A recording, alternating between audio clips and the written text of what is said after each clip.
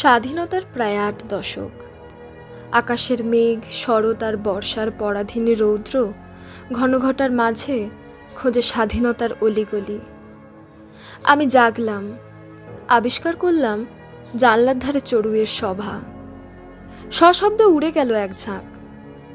আমার চোখে চোখ রেখে পায়ে তার বাঁধা চড়ুই প্রশ্ন করল, তোমার পায়ে বেরি নেই? স্বাধীনতার ঝাঁজ নজর কাড়ল। বাইকে সাজানো পতাকাটা ছুঁয়ে দেওয়ায় যখন মালিকের দিব্য চোখ গেল পথশিশুটির হাতের কালোর দিকে, বুঝলাম স্বাধীনতা সবার নয়।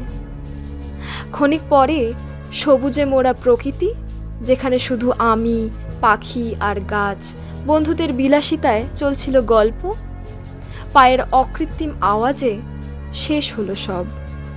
রইল না কেউ, ফিরল না কেউ। ফিরতি পথ, যেখানে চা চক্র চলছে, যেখানে স্বাধীনতার উদযাপন মিশেছে, কষা মাংস, নবাবী পোলাও।